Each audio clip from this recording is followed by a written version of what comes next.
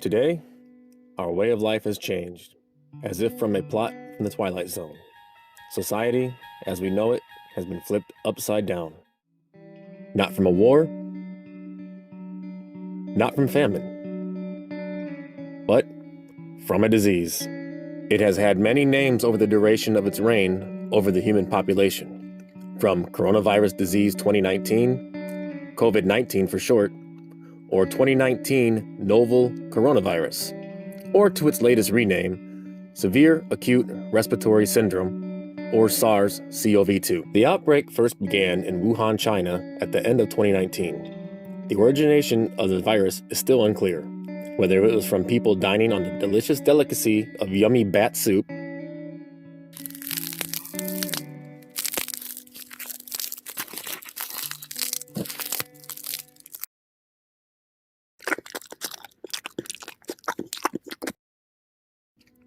a product of nature,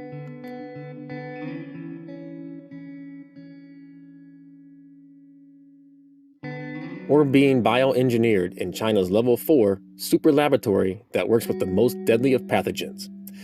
And yes, strains of coronaviruses, which just happens to be in Wuhan, China. With conspiracy theories aside, there is no denying that our world is in a state of turmoil. When COVID-19 eventually hit America back at the beginning of February 2020, federal, state, and local governments alike decided it was best to shut the country down in an attempt to slow the spread of the virus, or flattening the curve, as the politicians put it. In a domino effect, local businesses were shut down across America, almost overnight.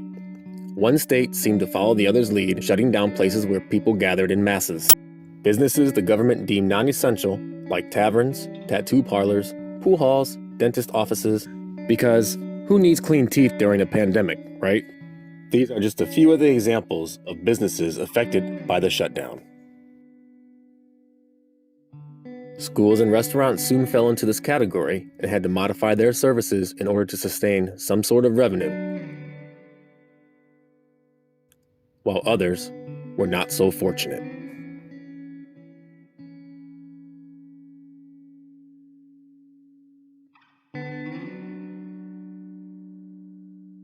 Essential shops, like grocery stores, tobacco, and liquor stores, were permitted to conduct business so that many could get what they desperately needed. Giant retailers and other outlets were forced to close their doors for an undisclosed period of time, if ever to reopen again. As workers were laid off, construction and building projects across the country seemed to grind to a standstill.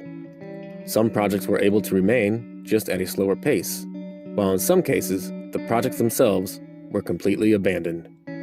This undoubtedly has caused a recent spike in unemployment, with more than 24 million Americans filing for unemployment in the last 5 weeks. With this overloading the system, the federal government enacted a stimulus plan. Part of this plan was to assist small businesses in staying afloat during this pressing time. It was a noble gesture, but was too little, too late. The system ran out of money before many of the small mom-and-pop types of businesses could receive any financial assistance.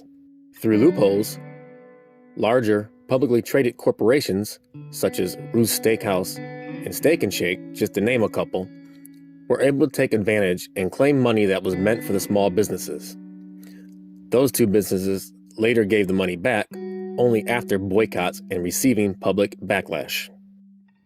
Households were given a stipend. However, not everybody was entitled to this financial assistance, even though this now proclaimed pandemic affected every single person in America.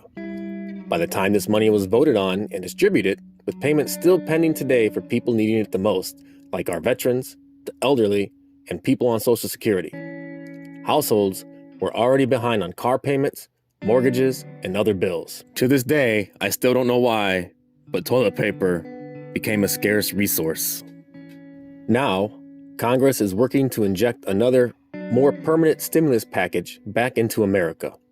Although the details are unclear, it looks to be hopeful for all businesses, small and corporate, and this time, everyone will be eligible to receive payments.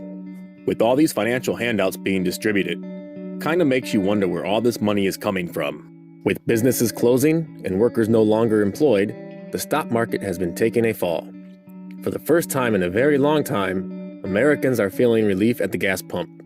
Ironically, with businesses closed and mandatory stay-at-home orders in effect, there is really no need for fuel at the moment. Everyday life here in America has been altered in some fashion, affecting every American some way. For those still able, jobs were modified so that employees could work from home. Working from home is not without its downfalls. The headache of trying to balance both work and home life with no available daycare to tend to younger children.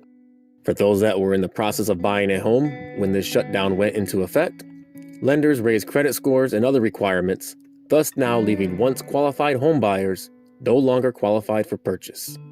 Many have had to seek alternate types of housing in the meantime. School-aged children became homeschooled, while others continued to be educated through distance learning over the internet. Even colleges switched to online format. This has proven most difficult trying to conduct labs and group projects where resources from the outside are needed. Despite what may never be again, America drives on, as does the rest of the world. These trying times are uncertain as to whether life will ever go back to what once was or forever remain changed. One thing is for certain, no matter if we ever see a live sporting event or attend another concert, rich, poor, celebrities and unknowns alike, we are all in this together.